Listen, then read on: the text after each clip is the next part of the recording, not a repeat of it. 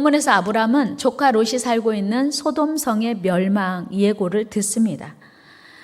죄인들의 멸망을 당연하게 여기지 않고 아브라함은 소돔성의 멸망을 자신이 이제 일처럼 간절하게 그리고 절박하게 기도합니다.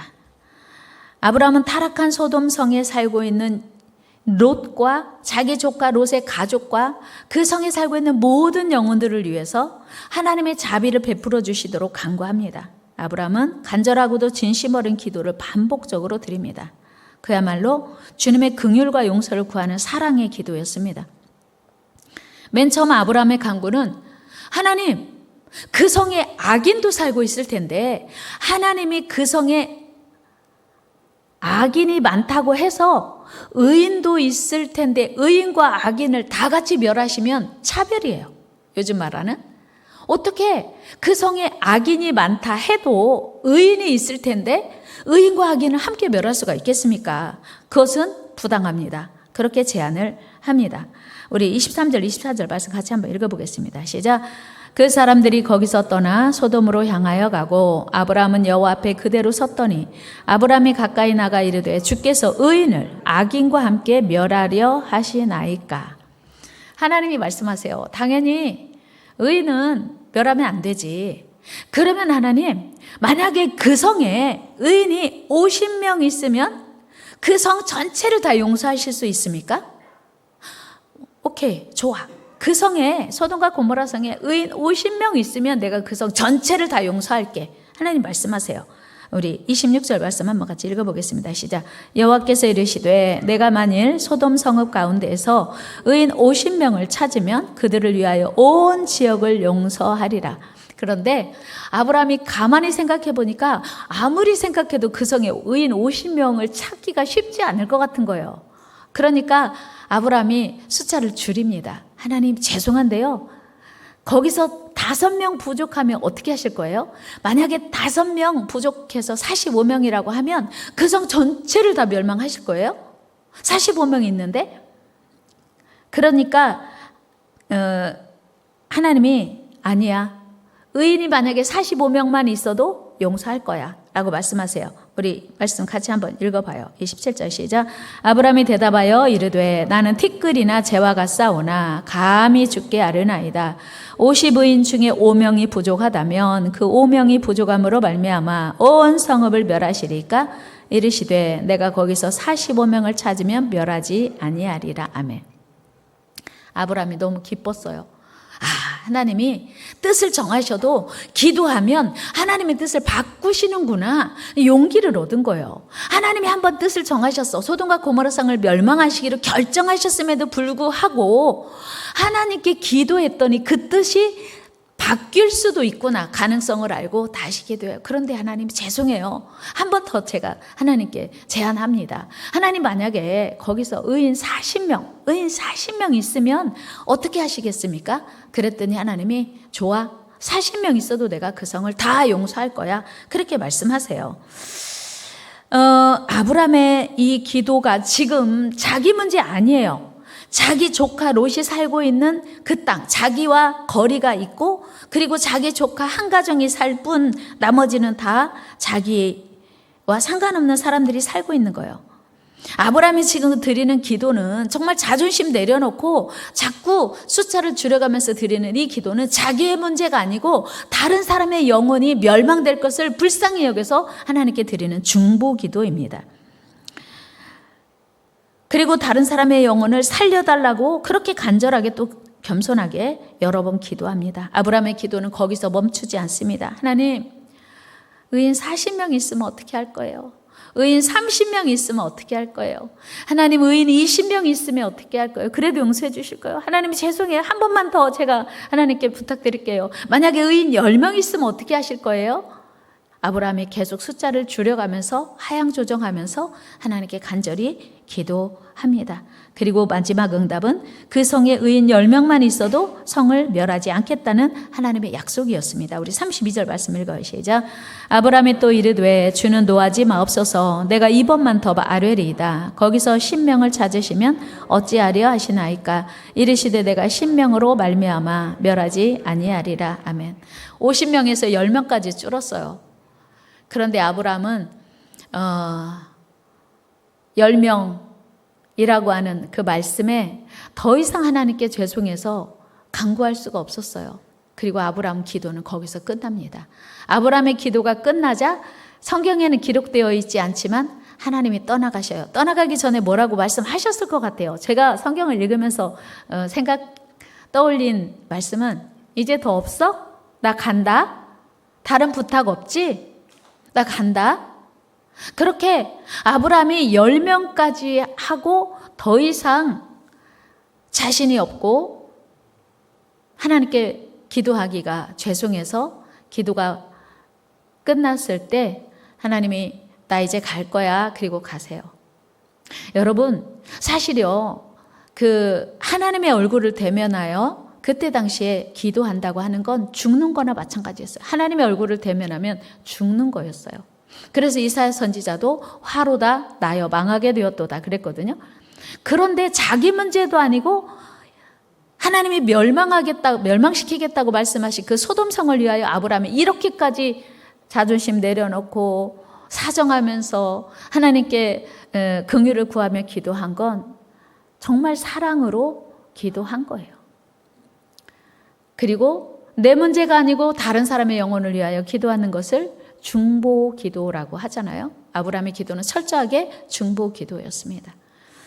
그런데 그 기도, 그렇게까지 간절하게 기도한 50명, 45명, 40명, 30명, 20명, 10명, 6번의 기도를 통해서 하나님은 소돔성에 살고 있는 조카 롯과 그의 가족을 구원해 주셨습니다. 우리 창세기 19장 13절 말씀 같이 읽습니다. 시작. 그들에 대한 부르짖음이 여호와 앞에 크므로 여호와께서 이곳을 멸하시려고 우리를 보내셨나니 우리가 멸하리라. 그들에 대한 부르짖음이 여호와 앞에 컸다. 누구 기도였을까요? 당연히 아브라함의 기도였지요. 아브라함의 그 기도 때문에 롯과 그 가족이 멸망되는 그 순간 구원될 수 있었다는 것입니다. 포기하지 않는 기도가 영혼을 살려요. 한번 해볼까요? 포기하지 않는 기도가 영혼을 살립니다. 그렇습니다. 포기하지 않는 기도가 영혼을 살려. 아브라함이 6번까지 포기하지 않고 기도해서 롯과 그의 가족을 살렸습니다. 여러분, 포기는 언제 쓰는 말이에요? 배추 셀 때 쓰는 말이래요. 포기는 배추 셀 때 외에는 쓰는 말이 아니라고 합니다. 우리에게 포기는 없어야 돼요. 여러분, 엘리야는요 3년 6개월 동안 가뭄이 극심해서 비가 내리지 않는 그 상황에서 비가 내리기를 기도하기 시작했습니다. 그리고 마침내 비가 내리기까지 기도를 멈추지 않았습니다. 무려 7번까지 다시 가서 확인하라고 하는 그런 끈기, 인내를 통해서 비를 내려주시라고 그렇게 기도했습니다. 포기하지 않는 기도의 7번이라고 하는 것은 우리가 생각할 때 숫자로 7번일 수도 있지만 완전수예요. 비가 올 때까지. 인디언의 기후제는 실패하는 법이 없대요. 왜요? 인디언의 기후제는 언제까지 드리니까? 비가 올 때까지 드리니까. 마찬가지예요. 우리의 기도도 엘리야의 기도도 비가 올 때까지 끝까지 인내하고 포기하지 않고 드렸다는 사실입니다. 여러분, 엘리야가 특별해서 기도했을 때 비가 내렸을까요? 아니요. 야고보서에 보니까 야고보서에다가 엘리야는 우리와 똑같은 사람이래요. 같이 야고보서 5장 말씀 읽겠습니다. 시작. 엘리야는 우리와 성정이 같은 사람이로되 그가 비가 오지 않기를 간절히 기도한즉 3년 6개월 동안 땅에 비가 오지 아니하고 다시 기도하니 하늘이 비를 주고 땅이 열매를 맺었느니라. 아멘. 여러분 보세요. 엘리야는 천사가 아니었어요. 엘리야는요, 이슬 먹고 사는 사람이 아니라 우리와 똑같은 사람인데 그가 기도했어요. 중요한 건 포기하지 않고 기도했어요. 인내로 기도했어요. 그랬더니 글쎄 하나님이 약속하신 그 비가 내렸다고 하는 거예요. 그래서 7번째 다시 가라고 했더니 7번째 사환이 가서 보고 와서 하는 보고가 선생님, 저 하늘 끝에 바다 끝에 손만한 구름이 옵니다. 됐다. 빨리 아방에게 가서 큰 비에 막히지 않도록 내려가라고 하라. 지금 비가 올 징조는 손바닥만한 작은 구름이에요. 그런데 엘리야는 믿음으로 간구했기에 그 구름이 비가 올 징조라고, 큰 비가 올 징조라고 믿은 거예요. 이게 믿음의 사람의 모습입니다. 믿음의 사람은요, 끈기로 포기하지 않고 끝까지 기도하는 거고요, 인내로 기도하는 거예요. 사랑하는 여러분, 어떤 기도든지 계속적으로 인내하며 기도하면 하나님은 반드시 응답해 주세요. 왜요? 하나님은요, 구하라 그러면 주실 것이요. 몇 번 기도해야 되나 없어요. 몇 년 기도해야 된다 없어요. 기간도 없고 횟수도 없어요. 그러나 기도하면 주신다고 했어요. 너는 내게 부르짖으라 내가 네게 응답하겠고. 하나님의 약속이에요.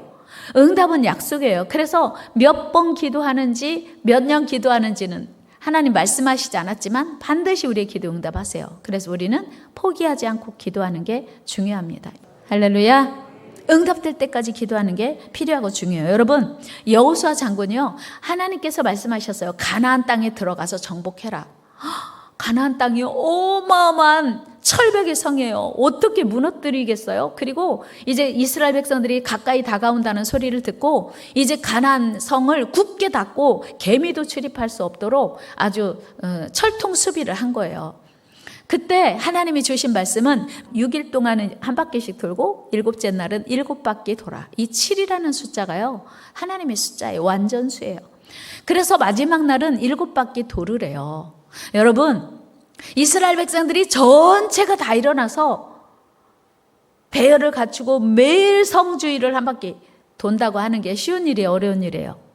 돌을 거면 아예 많이 돌지. 10바퀴, 20바퀴, 30바퀴를 돌든지 하지. 한 바퀴만 돌고 자, 가서 쉬자. 그 많은 백성들을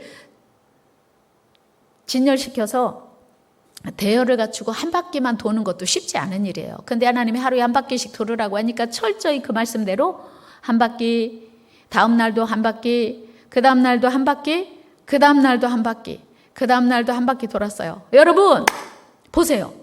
첫날 돌았는데 갑자기 돌멩이 하나가 또르르 떨어지고, 이쪽에서 조금 더 큰 돌멩이가 하나 떨어지고, 다음 날 돌았더니 바위가 하나씩 또 떨어지고, 그 다음 날은 막 그 벽에 금이 가고, 이렇게 했더라면요, 야, 이제 저 여리고성이 진짜 하나님이 무너뜨려 주셔서 우리에게 주실 건가 보다 가능성을 기대할 수 있어요. 그런데 첫날, 둘째 날, 셋째 날, 넷째 날, 다섯째 날, 여섯째 날 돌아도 돌멩이 하나 움직이지 않았어요. 하나님께서 주신 미션은 무조건 하루에 한 바퀴, 마지막 날 7번 도는 거였어요. 여호수아 6장 15절로 한번 가봅시다. 시작. 7째 날 새벽에 그들이 일찍 일어나서 전과 같은 방식으로 그 성을 7번 도니 그 성을 7번 돌기는 그날뿐이었더라 하며 끝. 7번 돌고 끝. 아무 일이 일어나지 않았어요.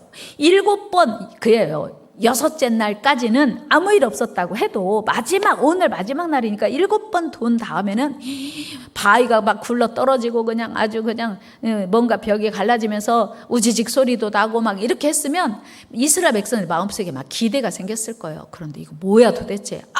아무런 징조도 기미도 없었습니다.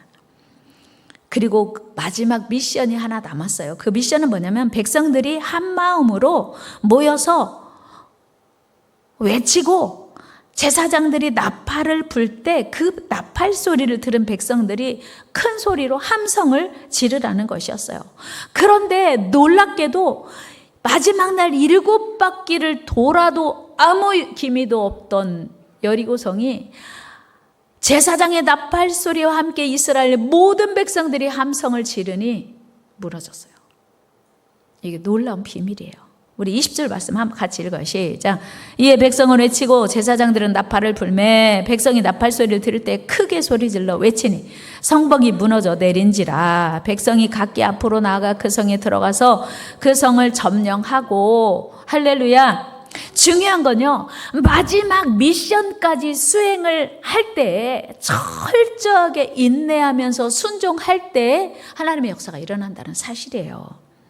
여러분, 그 견고한 성 여리고성이 언제 무너졌습니까? 이스라엘 백성이 한 마음으로 절대 불평하지 않고 마지막까지 하나님이 주신 미션을 수행할 때 순종함으로 인내함으로 끝까지 인내할 때 그 놀라운 여리고성 점령이 일어났다는 사실이에요. 철저히 하나님이 하신 거예요. 그렇습니다. 여러분, 신앙생활은요, 하나님의 말씀을 믿는 거고요, 하나님의 약속을 믿는 거예요. 우리 다 같이 해요. 신앙생활은 하나님의 약속을 믿는 것입니다. 하나님의 말씀을 믿는 것입니다. 신앙생활은요, 하나님의 약속을 믿는 거, 하나님의 말씀을 믿는 거, 그리고 철저히 순종하는 거, 이게 하나님을 믿는 신앙생활이에요. 오늘 우리도 잃어버린 영혼들을 구원하기 위해서 하나님의 말씀을 믿고 마음을 모으는 게 필요해요. 그런데 누구는 적극적으로 열심히 예비신자를 작정하고 금식하며 기도하고 만나고 초청하는데 누구는 전혀 관심도 없고 예비신자 작정도 안 하고 외면한다면 해피데이 성공을 하나님이 이룰 수가 없어요. 하나님의 능력이 많으시니까 다 구원할 수 있지만 하나님이 혼자 할 수는 없어요. 여러분 보세요. 여리고성이요, 하나님이 무너뜨리셨어요. 그런데 누구의 순종을 통해서? 이스라엘 백성들의 순종을 통해서 여리고성이 무너진 것입니다. 여러분, 우리는 여기서 중요한 사실을 기억해야 돼요. 여러분, 우리가 하나님의 사랑을 믿어도, 하나님의 능력을 믿어도 우리가 순종할 때 하나님의 역사하세요. 여러분, 누가 믿음이 좋은 사람인지 한번 점검해 보세요. 제가 오후에도 말씀드리려고 하는데, 어린아이들은요, 자기가 좋아하는 반찬 없으면 밥 잘 먹어요, 안 먹어요? 먹어요, 안 먹어요? 안 먹어요. 이거 뭐야? 안 먹어요. 그래도 너 밥 안 먹으면, 계속 밥 안 먹으면 몸 상하니까 먹어. 싫어요. 안 먹어요. 저는 맛있는 거 없으니까 안 먹을 거예요. 저 좋아하는 음식 없으니까 안 먹을 거예요. 이건 어린아이예요. 어른은 밥상 앞에 앉아서 이게 뭐야? 오늘 왜 김치밖에 없어? 나 안 먹을 거야. 이건 어른이 어린아이예요. 나이하고 상관없이 이 뭐 반찬이 뭐야? 나 좋아하는 고기도 없고, 이렇게 말하면 그 사람은 어린아이예요? 어른이에요? 갈데없는 어린아이인 거예요. 어른은요, 밥을 먹지 않으면 생존할 수 없는 걸 알아요. 그리고 김치밖에 반찬이 없는 이유도 알아요. 형편이 어려워요. 우리 형편 사정을 다 알기 때문에 누구한테 투정할 수 없어요. 불평할 수 없어요. 원망할 수 없어요. 여러분, 우리의 신앙생활도 내가 어른이다, 내가 성숙하다라고 하는 것을 뭘로 알 수 있냐면, 하나님의 뜻을 우리는 다 알아요. 항상 기도하라, 영혼을 구원하라, 땅끝까지 복음을 전하라, 순종하라, 충성하라, 감사하라. 우리 하나님 말씀은 다 알아요. 그런데 자발적으로 나 밥 안 먹어, 밥 먹기 싫어, 반찬 없어, 맛 없어, 그리고 안 먹는 건 어린아이예요? 나 전도하기 싫어, 나 기도하기 싫어, 나 기도 안 할 거야, 나 감사하기 싫어, 나 내 맘대로 신앙생활 할 거야. 이거는 신앙의 어린아이? 그 증거예요. 아직 어린아이라는 증거예요. 그런데 하나님이 쉬지 말고 기도하라고 했고 땅끝까지 주의 복음 전하라고 했으니 나는 하기 싫어, 헌신하기 싫어, 건축원금 내기 싫어. 그런데 하나님이 기뻐하시는 일이고 하나님이 원하시는 일이라면 내 건강을 위해서 어른이 반찬 없어도 꾸역꾸역 밥을 먹듯이, 그리고 이거라도 먹을 수 있으니까 얼마나 감사하냐고 밥을 먹는 것이 어른인 것처럼 하나님의 뜻을 알고도 순종하지 않으면 어린아이인 거예요. 나이가 아무리 많이 먹었어도, 신앙생활을 아무리 오래 했어도 어린아이인 거예요. 그러니까 내 신앙이 어른인지 어린아이인지는 누가 알아요? 하나님도 아시지만 내가 스스로 점검해야 돼요. 착각하면 안 됩니다. 나는 신앙생활이 연조가 깊고 직분이 뭐니까 나는 그래도 괜찮은 신앙생활이야 라고 착각하시면 안 돼요. 내 신앙이 아직도 어린아이 신앙인지, 아직 내가 지금 성숙한 신앙인지를 여러분 스스로 점검해 보셔야 돼요. 여러분 모두 다 성숙한 그리스도인 되기를 주의 이름으로 축복합니다. 어른은요, 자발적으로 자기 할 일을 해요. 운동도 해요. 애들은요, 자기가 운동하기 싫으면, 밥도 먹기 싫으면 안 먹지만 운동하기 싫으면 안 해요. 자기가 무엇을 먹어야 건강할지, 밤늦게 단짠 스낵 먹고 밤늦게 탄산 음료 먹으면 건강이 극히 해롭다는 걸 어린아이는 아는데 조절이 안 돼요. 절제가 안 돼요. 왜요? 아직 어리니까. 자기가 무엇을 해야, 무엇을 먹어야 건강하지 잘 모릅니다. 그러나 어른은 먹고 싶어도 참는 거예요. 그게 어른이죠. 하기 싫어도 하는 거예요. 그게 어른인 거예요. 신앙생활도 마찬가지예요. 내가 예수를 오래 믿었어도, 교회를 오래 다녔어도, 내가 직분이 아무리 대단해도 내가 하기 싫은 건 안 하고 내가 하고 싶은 것만 하는 건 영락없는 어린아이죠. 우리 어린아이를 일을 벗는 저와 여러분 되기를 주의 이름으로 축복합니다. 우리 교회를 내가 책임지고 우리 교회를 우리가 사랑하고 우리 교회를 우리가 세워가는 일이 하나님이 기뻐하시는 일이라고 하는 것을, 그래서 내가 자원해서 할 수는 없어도 우리 합시다 그러면 아멘 기쁘게 하는 게 어린아이고 성숙한 성도들의 모습 아니냐 하는 거예요. 사랑하는 여러분, 우리가 신앙생활하면서 참 장애물이 많아요. 그때마다 포기하고 그리고 주저앉기가 쉽습니다. 그러나 우리 물러서면 안 돼요. 물러서면 안 돼요. 왜요? 신앙생활 잘하는 것이, 순종하는 것이, 해피데이에 성공하는 것이 하나님의 뜻이기 때문이에요. 우리만 기쁜 게 아니라 하나님도 기뻐하시는 일이기 때문이에요. 하나님이 원하시고 기뻐하시는 일을 당연히 우리가 할 때 하나님이 책임지시고 도와주시고 축복하십니다.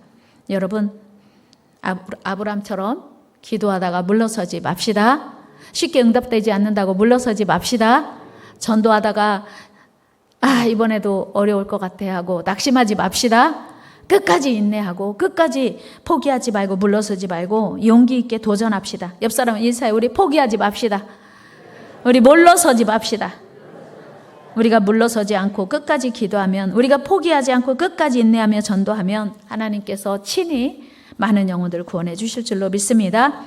성 어거스틴의 어머니 모니카는 그 아들 어거스틴이 10대 때부터 이미 방탕했어요. 10대 때 사생활을 낳았고 이단 만이교에 빠져서 많은 사람의 길을 독차지하고 도대체 하나님께 돌아올 기미가 없는 거예요. 그 아들의 방탕한 생활, 잘못된 종교 생활에서 돌이키지 않는 것을 가슴 아프게 생각한 엄마가 얼마나 애쓰고 기도했는지 몰라요. 1년, 2년, 3년, 4년, 5년. 그런데 돌아올 기미가 없어요. 변화될 가능성이 안 보여요. 10년 동안 애타게 기도해도 어거스틴은 아무런 기미가 보이지 않았습니다. 오히려 날로 더 하나님하고 멀어져 갔어요. 모니카는 이제 맥이 빠지고 지쳤어요. 모든 것을 포기할 순간이 왔습니다. 그러던 어느 날 자기 교구의 암브로스 감독을 찾아가 흐느껴 울며 호소합니다. 선생님, 우리 아들이 영원히 하나님께 돌아오지 않을 것 같아요. 아마 하나님은 우리 아들을 버리셨나 봅니다. 제가 아무리 애타게 이렇게 오래 기도해도 하나님은 제 기도를 듣고 계시지 않나 봅니다. 아들이 돌아오기를 위하여 10년을 하루같이 기도했는데 어떻게 하면 좋습니까? 아무런 변화가 없습니다. 우리 아들을 어떻게 하면 좋습니까? 여기서 포기해야 되는지 흐느껴 울었습니다. 이때 가만히 앉아서 호소하는 모니카의 모습을 보고 있던 암브로스 감독이 말했습니다. 자매님, 너무 염려하지 마세요. 낙심하지 마세요. 눈물로 기도하는 어머니가 있는 한 아들은 결단코 돌아옵니다. 같이 해요. 눈물에 기도가 있는 아들은 결단코 망하지 않습니다. 그렇습니다. 눈물로 기도하는 어머니의 기도가 있는 한 아들은 결단코 망하지 않습니다. 사랑하는 여러분, 마침내 모니카의 기도로 어거스틴이 하나님 앞에 돌아왔는데, 글쎄 그렇게 방탕하고 하나님을 멀리했던 그 아들이 성자가 되어서 이름 앞에 성 어거스틴이라고 하는 칭호를 받는 기독교 역사상 가장 빛나는 위대한 성자가 되었다는 사실이에요. 그렇습니다. 여러분, 만약에 9년 됐을 때 모니카가 기도를 쉬었다면 어떻게 되었을까요? 10년이 다 되도록 기도해도 변하지 않는다고 거기서 포기했더라면 어떻게 되었을까요? 그러나 모니카는 포기하지 않고 끝까지 인내로 기도하여 응답을 받았습니다. 여러분, 눈물의 기도는 반드시 응답됩니다. 우리 포기하지 말고 기도합시다. 인내로 기도합시다. 우리의 기도로 잃어버린 영혼이 구원되고 영혼이 살아납니다. 여러분, 우리가 포기할 수 없는 이유 또 있습니다. 우리 예수님이 십자가에서 왜 죽으셨어요? 저와 여러분을 위해서만 십자가에 죽으신 게 아니고 아직도 구원받지 못한 수많은 영혼, 온 인류를 다 구원하기 위하여 십자가에 죽으셨어요. 그리고 예수님이 십자가에서 다 이루었다 하셨어요. 이 모든 인류의 구원을 십자가에서 다 이루신 거예요. 우리가 포기하면 예수님의 구원이 헛된 거예요. 여러분, 우리 포기하지 않고 끝까지 우리를 살리시려고 십자가 지고 죽으신 그 주님 따라가며 많은 영혼 구원하는 저와 여러분 되기를 주의 이름으로 축원합니다.